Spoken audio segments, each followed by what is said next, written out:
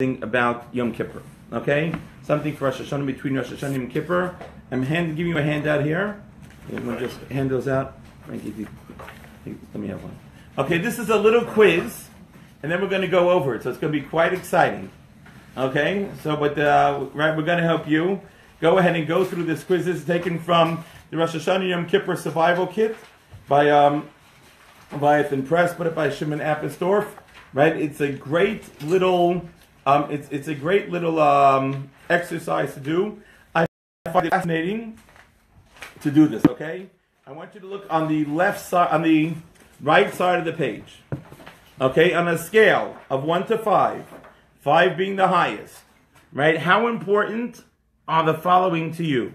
You cannot have more than 3 5s or 3 4s, and you must have at least 2 3s, 2 2s, and 2 1s. Okay, here it is. Right, here is the list. Again, you go ahead and you have, right, number 1 is family, 2 is being well educated, 3 is making a contribution to my community, 4 is marriage, 5 is spirituality, 6 is being well liked, 7 is having a good reputation, 8 is financial success, 9 is being Jewish, 10 is peer recognition in my career or profession, 11 is personal fulfillment, 12 is helping other people, 13 having a good Jewish education, 14 making contribution to humanity, 15 achieving peace of mind, 16 having children, 17 living in the home of my dreams, 18 acquiring self-knowledge, 19 giving my children a strong Jewish identity.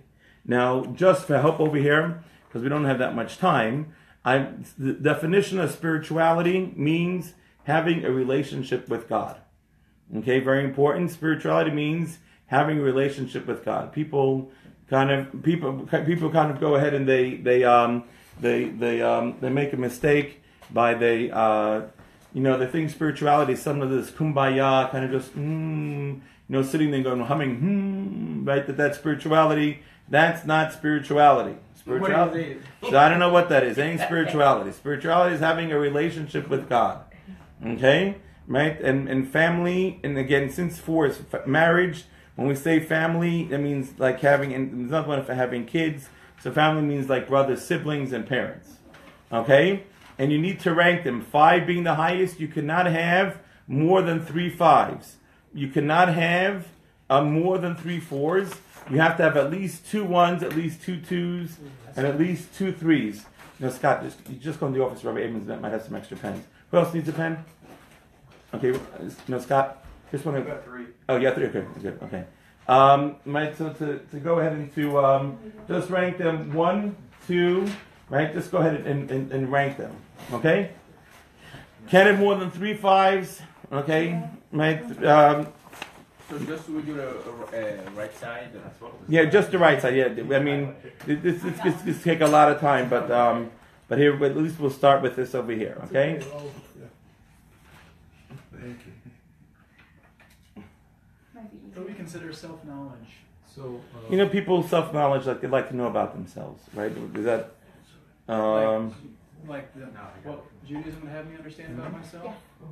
Like about my body, my soul. No, I would put that. Is that studying Torah there anywhere?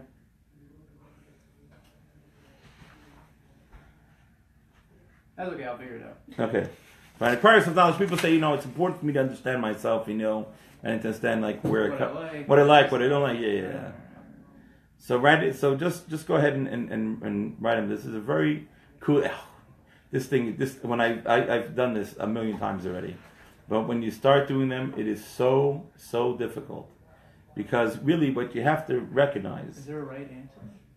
There are some right answers and some wrong answers. But it's really, but again, a lot of it is a preference, right? So the easiest thing to do, so the way I kind of have the way I approach this, and this is a kind of a way to figure this out, is right, the 2 least important things on the list, you make them a 1. Right? I'm starting the other way. Okay, right, just make the other way. Okay, go ahead. Let's go ahead. So take your time. Right? So there's just a very fascinating. What if you already have children? It's irrelevant. It means how important is that to you? Where in this list do you rank that? Right? It's not what I will have. Right? Again, it's so kind of is just a It's so fascinating, this exercise.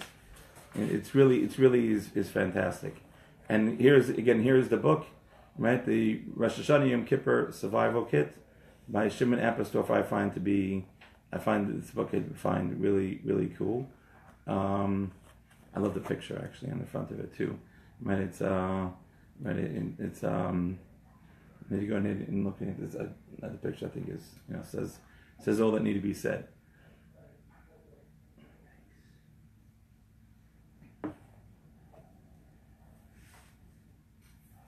So, if, for instance, the question, what are the 3 biggest mistakes I've made since the last Rosh Hashanah? Oh, you're on the wrong side, Borders. I want you on the other side. Yeah, the other side will take you years to answer. All these questions on the other side are even more scarier than the ones on the right side. I'm starting you off on the right side because these are the easier, right? So this is right. This is just kind of quite fascinating over here, right? So okay. When you're finishing, if you actually didn't want to go to the left side and start looking at some of those questions will bend your mind like a pretzel. But first, start on the right side, because I think the right side is just an easier easier side to go ahead and to look at. It's fascinating how it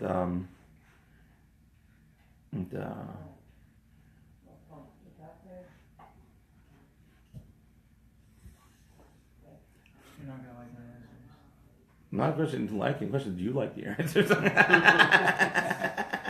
You have to live with your answers. I have to live with my answers. I know what my preferences are, but I think they're wrong. That becomes a problem, because then at that point in time you have to figure out. Well, I know what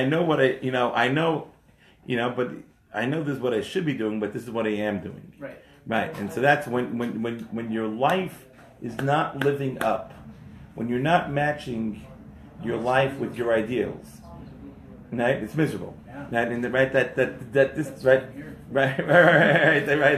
that disconnect is terrible, right? Because at that point in time, it creates a lot of strife, right? Because at that point in time, I'm not doing what I should be doing, right? And then if I'm not doing what I should be doing, then it becomes, at that point in time, it becomes a very scary proposition, right? It really goes and puts us into a place of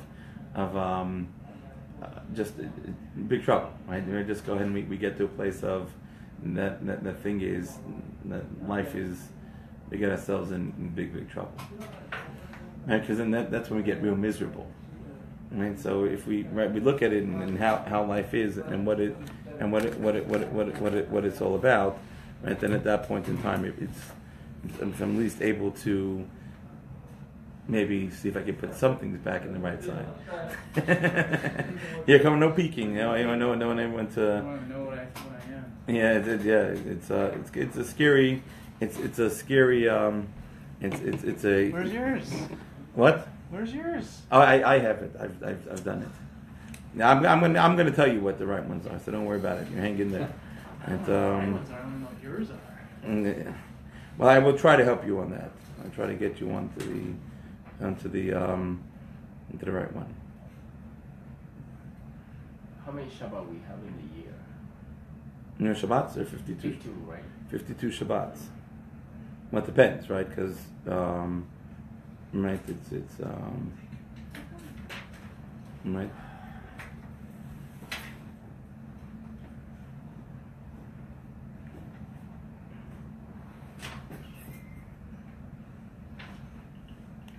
Okay, so just by a show of hands, who has finished?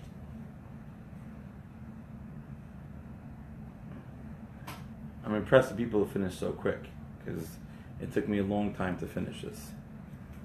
And Well, you don't give us enough fives. right, that's the problem, right? Right. Right. It doesn't give you enough fives. Well, first, let's make sure you got the right fives, because what happens is you have to imagine, you have to get rid of the fives that you, again. Let's say I said you could only have 3 of these things. What would be the 3 things that you pick? Those are easy. Right? Oh yeah? Those are easy. Really? Yeah. Fascinating. It was the threes and fours that were. You're the top Okay, the top three are very hard. See, the bottom two were easy. Well, yeah, I guess the bottom were easy too. And it's fascinating because the bottom I think will have more consensus, right? Because everyone look at this list. Most people that look at this list will know what we're dumping, right? If we had to dump two of these, right? If I gave you these as 19 cards, right? You had these as 19 cards, right? What would be the 19 that you would pick, right? What would you have to give up two of them? What would be the two you get rid of, right? I think we could figure out what the two we could get rid of.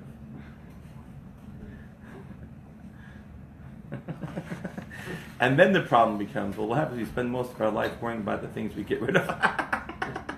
Oh, welcome to the world. Welcome to the world, my friends. Now you know what life is really all about. And so all the lovely choices that we're making or that we're not making, or the poor choices what we're choosing to do, that becomes the real challenge. So it's fascinating.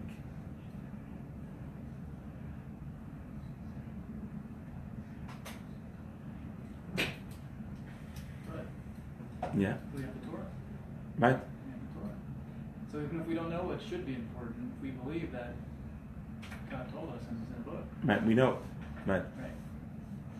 And then it becomes a question. Okay, so we're ready to live our lives based on that formula. Right. Which takes some. I'm not there yet. Right. No, but there's a difference between at least knowing where I want to get to rather than where I'm at. Sure. Right. And that becomes a question then.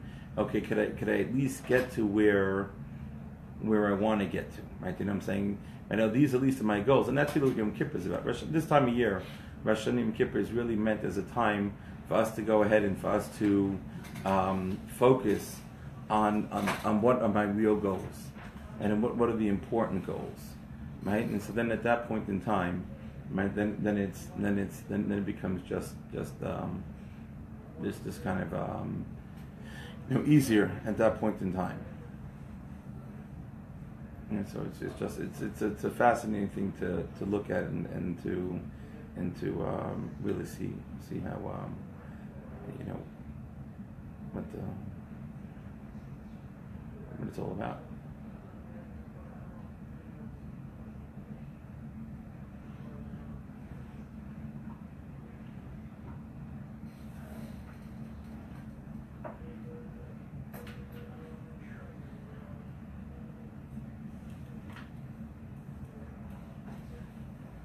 Jenny, you done? Scott, you done? Mm-hmm. Okay. Let's start off. Okay, we only have around 15 minutes left, so let's start that. Okay, number one. Let's start. Anyone want to give me their ones? Okay, right, their ones, right? What are the two? If you had to throw away two of these things. 17. What? 17. Living the home of my dreams. Good. 14. Okay. 14. Okay, making a contribution to humanity. Okay. Sorry. Sorry, humanity, you're going to have to live without me. Number 8. Number 8, financial success. Okay. 10. 6. What? 10. 10, peer recognition in my career or profession. Peer recognition in my career, right? 10, and what did you say? What else was that after 10? 6. 6, being well liked. Okay. Those would probably be, so this is pretty much, sorry Scott, would be my ones and my twos. I'm honest. No. Honesty is the best thing. Now, isn't it fascinating? It's fascinating. I would tell you, right? I think most people probably would, right? Living the home of my dreams and financial success would probably be our ones and our twos. Yet, isn't it amazing how we spend 98% of our life trying to get there? That one was a 3 for me. Yes, sir. I break that 1 to 1. For me, that's the last thing. Right, the last thing, right? Right. And yet people spend so much time going ahead and doing that stuff. It's just amazing. Man, I find it truly amazing. Because I think most of us would pick it when push comes to shove. Okay, we'd rather have kids who live in the home of your dream. And so most people say, my kids, not a question. Okay, so the ones are easy, ones and twos, but that's just interesting. And No, but yeah, the sad part is that this is my Go ahead. 90% of people judge you with what you have. Isn't that amazing? Isn't that sad? When in America, when you see someone go by and say, there goes a successful person, what does that mean? Big car and wealthy. Big car, nice house, wealthy. Right? And in Judaism says, Yon, who made you rich? God. Right. Okay, so what does a successful person mean when a person wants to go, there goes a successful person? What does that mean in Judaism? Observant. It means somebody, right, who's serving God. Right? It means somebody, who's being godly. Right? Bringing godliness into the world. And then we have two different criteria. Right? We have two totally different world outlooks. And the funny part is that, you work hard, you make it. At the end of this day, just leave it behind and go. Simple. I want to show you the greatest dichotomy is on Yom Kippur. The greatest dichotomy in these two things. What is the pinnacle in America? Fancy car, big house. Super Bowl. No. Right? Okay, Super Bowl. No, I'm saying, who are our heroes, right? Going and taking something in the right, a Super Bowl, a rock star, right? A performer, right? Who the whole world watches, right? All eyes upon them. What is on Yom Kippur? Holiest day of the Jewish year. Almost holiest day. Shabbos is holier than Yom Kippur. But okay, put Yom Kippur. What's the holiest moments on Yom Kippur? Fasting and... In the temple times, what's the holiest moment of the year?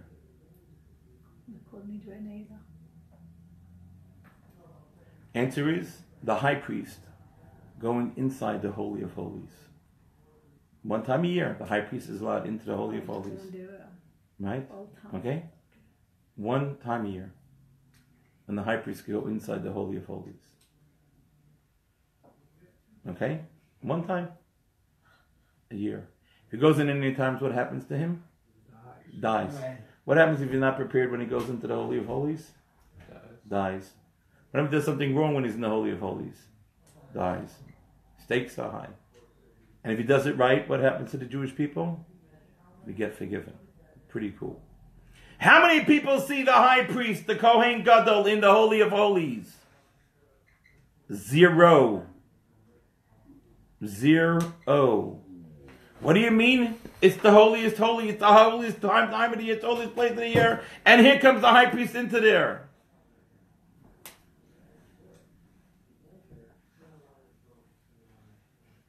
Why isn't anybody looking at him? Why can't we see what he's doing? Put a little body cam on, and turn the security camera around so we can see what's going on. Why not? Because when the Kohen Gadol, the high priest, goes into the Holy of Holies, the most holiest time in the Jewish year,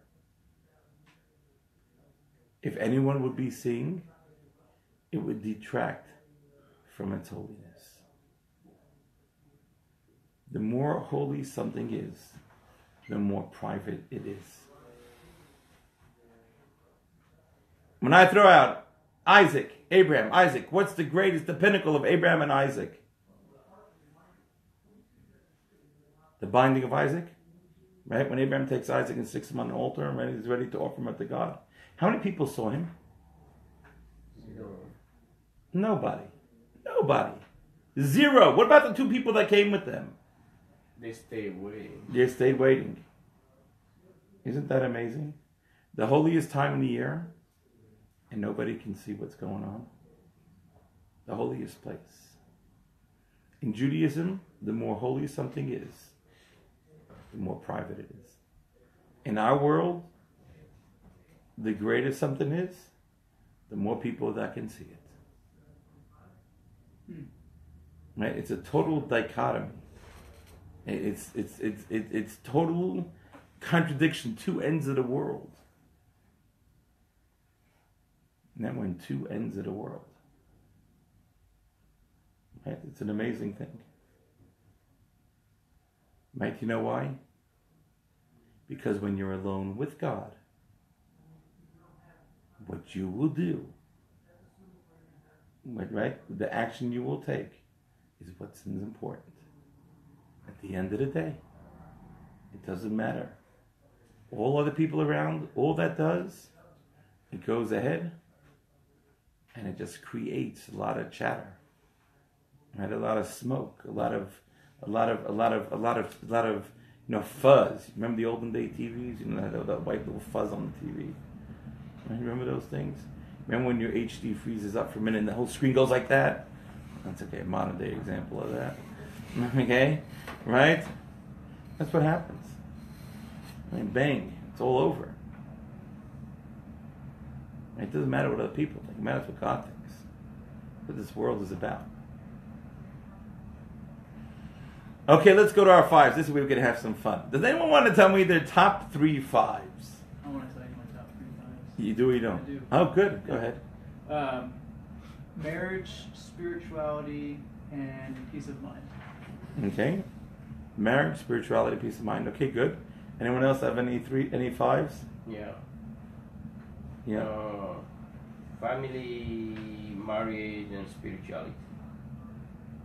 Where does being Jewish? But What about being Jewish? Frank? I got. You got 4. Yeah, I got. You got 4 fives. Yeah, being Jewish. Oh, okay, Frank. You got to get rid of one. Okay, I get rid Which one are you getting rid of? I get rid of. Oh no, family. Oh, Rabbi, don't do this to me! Oh, who'd I throw away? Doesn't spirituality supersede being Jewish, though? Well, very interesting. Let me ask you a question. That's a great question. That was going to be my question to you. Let me answer the question. Being Jewish, let me ask you, spirituality, connection to God. Okay? Non-Jews. Could they have a connection with God? Yes. Yeah. Absolutely. Could they get a relationship like a Jew has? No. No. Why? Why? Yeah. Because Idol the, worship. what? Idol No. Listen, no. They're wonderful people that keep the 7 Noahide laws. Might do every because they got only 7 laws to keep. Jews have 613 commandments. And the more commandments you have, right? No pain, no gain. You ever heard that statement? Right? No, my personal training keeps reminding me that of, right? No pain, no gain. You could not be a Jew and live by those laws, and you can be a Jew and not live by those laws. Excellent. And So what does it matter? No. So hold on. Okay, so let's first look at the fun case where everyone does what they're supposed to do. A Jew keeping 613 commandments and a non-Jew keeping 7 commandments. Do they both go through the same amount of working that they have to do? No. So they both going to get the same place? No. Okay. That's the ideal scenario. Right, that's ideal. No, let's start off with the ideal scenario. I would try to look at things that my glasses are rose-colored. We like looking at happy things. Same with this what they're doing. So therefore, spirituality is great. But now becomes a question, well, being Jewish, versus just plain spirituality. So why do they make them separate? No, very good, because of your question. Because, let's say, so being Jewish and spirituality are my 5s, 2 of my 5s. Right, then the third one, it's very hard to figure out which one to pick. Right, okay, what the third one, what the third... But you're saying that being Jewish should imply spirituality, so... No. That's why you need to put both there. You need to put being Jewish and spirituality. There's a question in Jewish Kabbalah. Let's say a person is Jewish but isn't religious. What does that mean?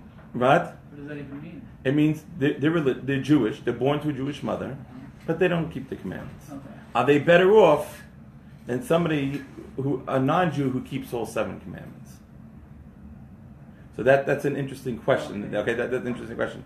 So that's why you need both. That's why to me you need both with number 5. And the question really becomes, because if I get really mean, what I'll make you do is I'll tell you, take your 3 5s and throw away 2. And you can only be left with 1 out of this list. What one thing on this list would you pick?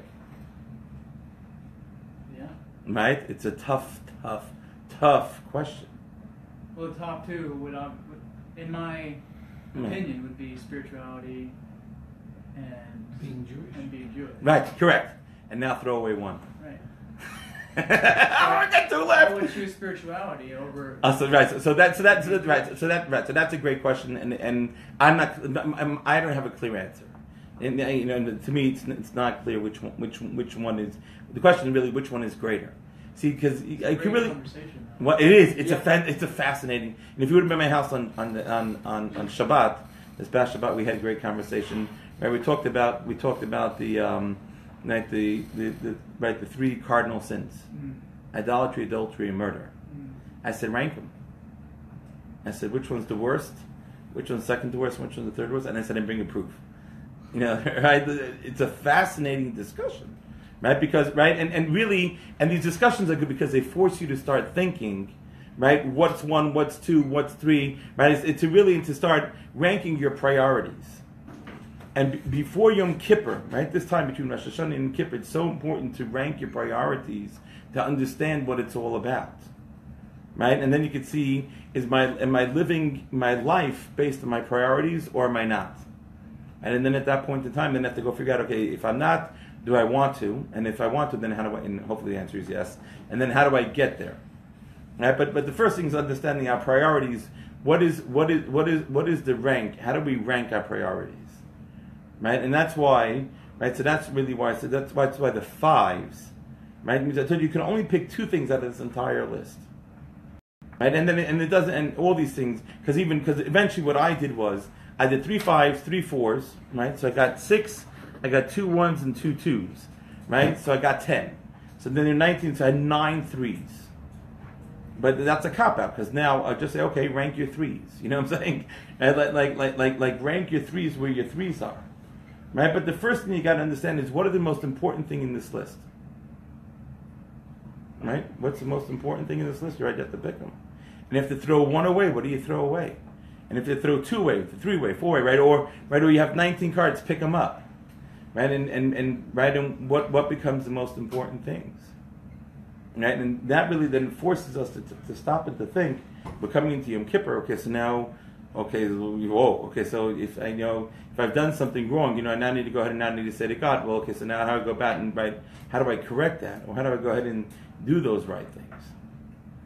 And it forces us to live in a world of right and wrong, right? And making right choices.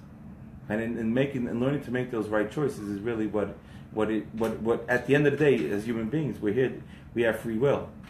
And we are our choices, right? The choices we make defines who we are. And so then understanding how to make those right choices, right, and to do the right things, that's what life's about.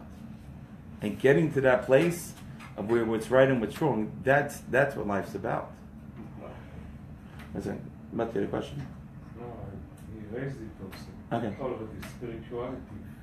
You have to be Jewish for spirituality. No, we said spirituality is a relationship with God. Except somebody who is a non-Jew. To say something about no. That was a question. Who's greater, a non-Jew who keeps all the 7 Noahide laws, or a Jew who even doesn't keep anything but he's Jewish? Right? Right? So which one is greater? Like I said, that's the question, right? Well, so being a Jew is something that is so phenomenal and so incredible that it trumps everything. I said, it's not clear in my mind. What I'm saying? Yeah. Right. Being a Jew will trump over because remember that in the Torah, I think is Deuteronomy 17, and say, "I teach you with my Am Segula, my holy nation. You become a treasure possession, right? And then so you." Exodus 19. Yeah, Exodus 19. Okay, and that the big responsibility there for Jews that time was to make this a world, a godly place. To make the world a godly place, right? Okay, so if you Jews, and then without the connection with God, so I think I would say, if I'm not mistaken, I would say a lost Jews, but you still Jews. But fulfilling. Right. The question is just what is greater, being Jewish or spiritual? But that clearly to me is the number 1, 2 in my 5s, and those are certainly two of my 5s, right? And then becomes okay. Then a person starts looking at the other stuff. What are the important stuff? Marriage, family, children. Right? Give my children Jewish education.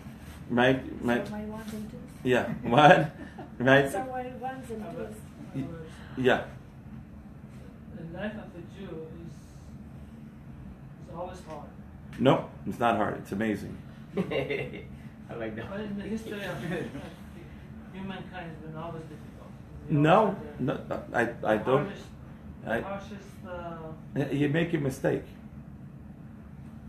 You see, you're looking at the world as being the glass being half full. See, the world is all about going ahead and understanding why am I here in this world? What's my job in this world? It's creating a relationship with God. No, but I wanted to make a statement. Okay. Go ahead. The way I look at the difference between Jew and non-Jew is that it could be very hard for us, but we also have a higher responsibility. Absolutely. For this world. Absolutely. That's what we're here. That's what we're here 100%. When we say that we're a chosen people, it doesn't mean no, right? We're chosen Right. and you're not, right? See, you see, just the way we look at the world. How does a Jew look at this world? It's always about duties, right? Rights versus responsibilities. The more you have, the more you're responsible to do. The less you have, the less you're responsible to do. Okay, you're following, right? Right? The millionaire has much more responsibility, right, to other people, right, money-wise, than the person who doesn't, right? Because that's his responsibilities. In America, we look at the world, what's my right? I have the right for this, and I have the right for that. I have the right for this, I have the right for that. It's my right, right? And now what happens if we two have rights, and we're clashing over who's right trumps who's right, right? That's a mistake. Judaism doesn't look at the world. You don't have rights. You have responsibilities, right? You got things you got to do, right? It's in your own personal life. It's vis-a-vis other people. It's vis-a-vis the world. God chose us from all the other people to be His people. You know what that means? We got a heck of a lot of responsibilities, right? And that's why we have Rosh Hashanah and Yom Kippur and all these holidays, because we are responsible and we want to keep it going. And we have to take an accounting of our responsibility, right? And I'll show you how far this goes. Listen to how far this goes. This is a crazy thing. On Yom Kippur, we're going to say, right, God, please forgive me for I have done this and I have done that, right? Right. You go through the whole list. It's a nice laundry list, right? 44 things. We go ahead and we tell you what you've done, right? If anyone has the time before Rosh Hashanah, before Yom Kippur, go to ish.com, right? They actually they've broken down all these 44 things, and it's gone and given you breakdowns of what falls underneath this. At the end of the article, Master, it also has in the back, it has more information. But you say, for we have done this, we have done that. You look at the list, and most of the list we're guilty of, but there's a few that we didn't do. So should we skip those few that we didn't do? We didn't do them. So let's just skip it. Someone else did. Okay, so why are we We're not individual as Jews, collective. Okay, more than that. Do I have a responsibility towards somebody else? And maybe that person did what they did because I didn't teach them the right thing to do.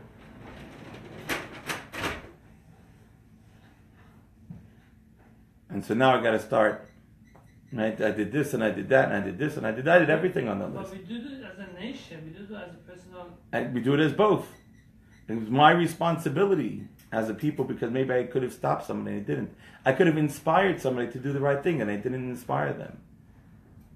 So right? So it's amazing stuff that we do. If I go around out there and have a pork sandwich, you will punish yourself. And if I could have stopped you. So next time, tell me you're gonna do it. I'll bring my AK-47. We'll stop that. It'll be fine. No.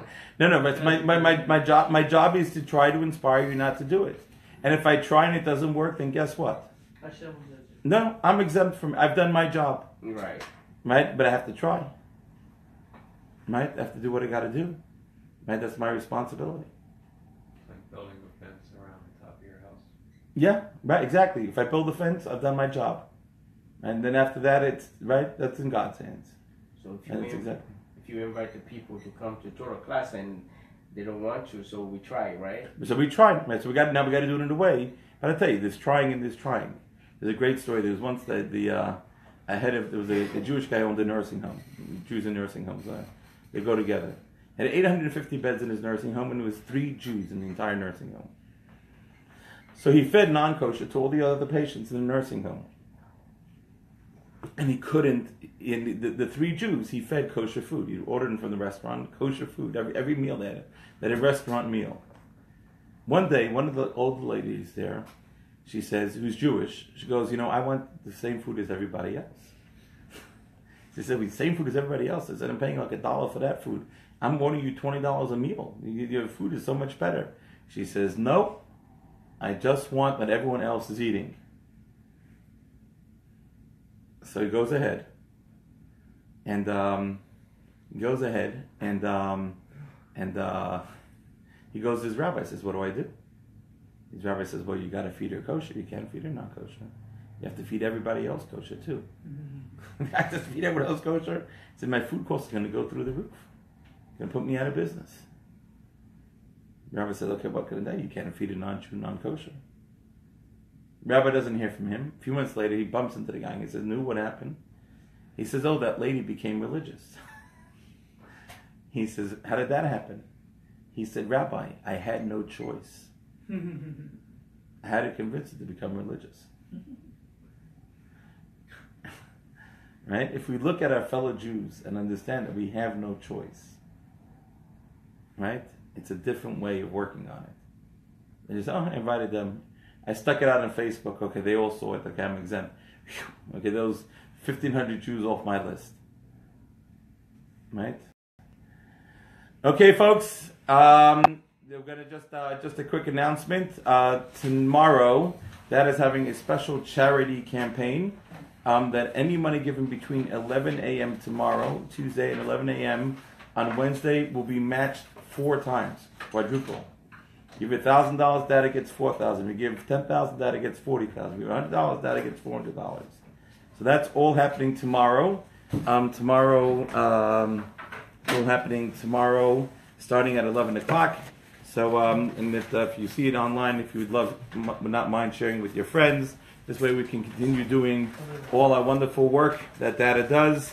Everyone have a wonderful, happy, have a chasima tova, a gemar chasima tova, a good ceiling, and may we all have a wonderful, meaningful Yom Kippur. Thank you.